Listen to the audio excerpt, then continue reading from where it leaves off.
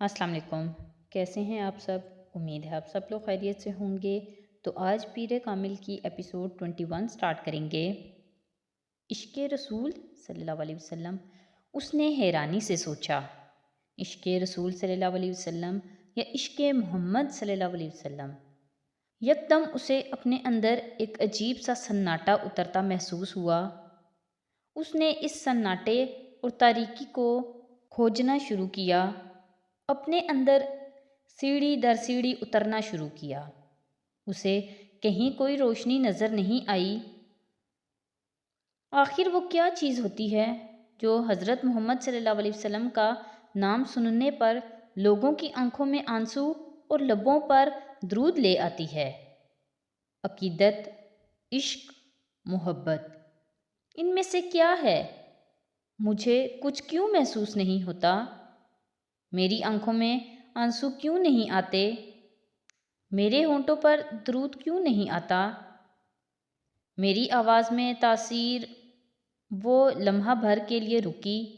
اس نے زیر لب پڑھا، کچھ نہیں مانگتا شاہوں سے یہ شیدا تیرا، اس کی دولت ہے فقط نقش کف پا تیرا۔ اسے اپنی آواز بھرائی ہوئی محسوس ہوئی۔ شاید ابھی جاگی ہوں، اس لیے آواز ایسی ہے۔ اس نے اپنا گلا صاف کرتے ہوئے سوچا۔ اس نے ایک بار پھر پڑھنا شروع کیا، کچھ نہیں مانگتا۔ وہ ایک بار پھر رک گئی۔ اس بار اس کی آواز میں لرزش تھی۔ اس نے دوبارہ پڑھنا شروع کیا، کچھ نہیں مانگتا ہوں شاہوں سے یہ شیدا تیرا۔ کھڑکی سے باہر نظریں مرکوز رکھتے ہوئے اس نے لرزتی بھرائی آواز اور کانپتے ہونٹوں کے ساتھ پہلا مصرع پڑھا، پھر دوسرا مصرع پڑھنا شروع کیا اور رک گئی۔ کھڑکی سے باہر خلا میں گھورتے ہوئے وہ ایک بار پھر جلال عنصر کی آواز اپنے کانوں میں اترتی محسوس کر رہی تھی، بلند، صاف، واضح اور اذان کی طرح دل میں اتر جانے والی مقدس آواز۔ اسے اپنے گالوں پر نمی محسوس ہوئی۔ یکدم وہ اپنے ہوش و حواس میں آئی اور پتہ چلا کہ وہ رو رہی تھی۔ کچھ دیر جیسے بھی یقینی کے عالم میں وہ اپنے دونوں ہاتھوں کی انگلیاں دونوں آنکھوں پر رکھے دم بخود کھڑی رہی۔ اس نے اپنے آپ کو بے بسی کی انتہا پر پایا۔ آنکھوں پر ہاتھ رکھے وہ آہستہ آہستہ گھٹنوں کے بل وہیں زمین پر بیٹھ گئی اور اس نے پھوٹ پھوٹ کر رونا شروع کر دیا۔ انسان کے لیے سب سے مشکل مرحلہ وہ ہوتا ہے جب اس کا دل کسی چیز کی گواہی دے رہا ہو مگر اس کی زبان خاموش ہو، جب اس کا دماغ چلا چلا کر کسی چیز کی صداقت کا اقرار کر رہا ہو مگر اس کے ہونٹ ساکت ہوں۔ امامہ ہاشم کی بھی اپنی زندگی اسی مرحلے پر آن پہنچی تھی۔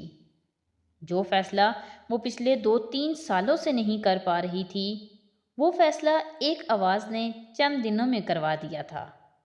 یہ جانے، یہ کھوجے، یہ پرکھے بغیر کہ آخر لوگ کیوں حضرت محمد صلی اللہ علیہ وسلم سے اتنی عقیدت رکھتے ہیں، آخر کیوں عشق رسول صلی اللہ علیہ وسلم کی بات کی جاتی ہے۔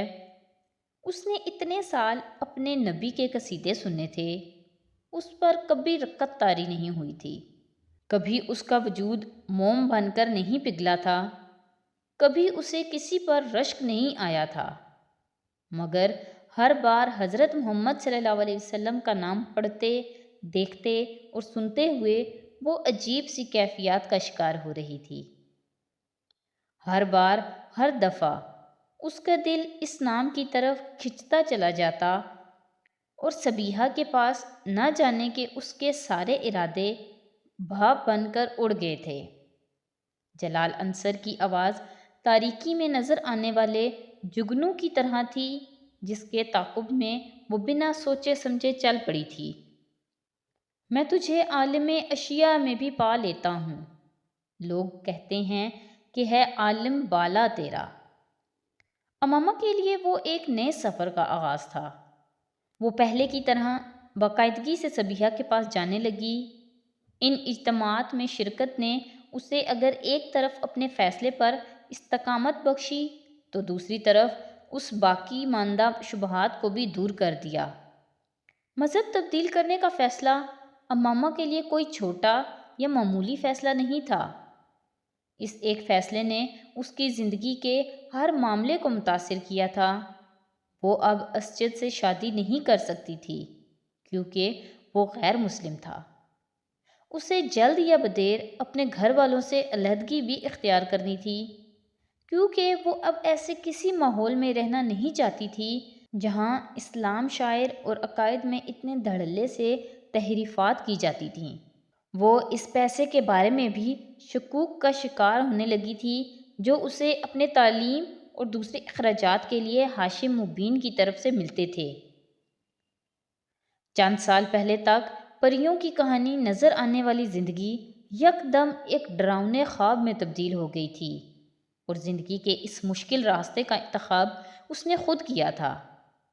اسے بعض دفعہ حیرت ہوتی کہ اس نے اتنا بڑا فیصلہ کس طرح کر لیا۔ اس نے اللہ سے استقامت ہی مانگی تھی اور اسے استقامت سے نواز دیا گیا تھا، مگر وہ ابھی اتنی کم عمر تھی کہ خدشات اور اندیشوں سے مکمل پیچھا چھڑا لینا اس کے لیے ناممکن تھا۔ امامہ، تم فی الحال اپنے والدین کو مذہب کی تبدیلی کے بارے میں نہ بتاؤ۔ اپنے پیروں پر کھڑی ہو جاؤ۔ اس وقت نہ صرف تم آسانی سے اسجد سے شادی سے انکار کر سکتی ہو بلکہ انہیں اپنے مذہب کی تبدیلی کے بارے میں بھی بتا سکتی ہو۔ صبیحہ نے ایک بار اس کے خدشات سننے کے بعد اسے مشورہ دیا۔ میں اس پیسے کو اپنے اوپر خرچ کرنا نہیں چاہتی جو میرے بابا مجھے دیتے ہیں۔ اب جب کہ میں جانتی ہوں کہ میرے والد ایک جھوٹے مذہب کی تبلیغ کر رہے ہیں، یہ جائز تو نہیں ہے کہ میں ایسے شخص سے اپنے اخراجات کے لیے رقم لوں۔ تم ٹھیک کہتی ہو، مگر تمہارے پاس فی الحال کوئی راستہ نہیں ہے۔ بہتر ہے تم اپنی تعلیم مکمل کر لو، اس کے بعد تمہیں اپنے والد سے بھی کچھ نہیں لینا پڑے گا۔ صبیحہ نے اسے سمجھایا۔ صبیحہ اگر اسے یہ نہ دکھاتی تب بھی امامہ اس کے علاوہ اور کچھ نہیں کر سکتی تھی۔ اس میں فی الحال اتنی ہمت نہیں تھی کہ وہ اپنی زندگی کی سب سے بڑی خواہش چھوڑ دے۔ تو آج کے ایپیسوڈ یہیں پہ ختم کرتے ہیں۔ نیکسٹ ایپیسوڈ کے ساتھ کل پھر حاضر ہوں گے۔ تو اگر آپ کو میری ویڈیوز اچھی لگ رہی ہیں تو پلیز میری ویڈیوز کو لائک کریں، میرے چینل کو سبسکرائب کریں اور اپنے فیملی اور فرینڈ کے ساتھ شیئر کریں۔ بہت شکریہ۔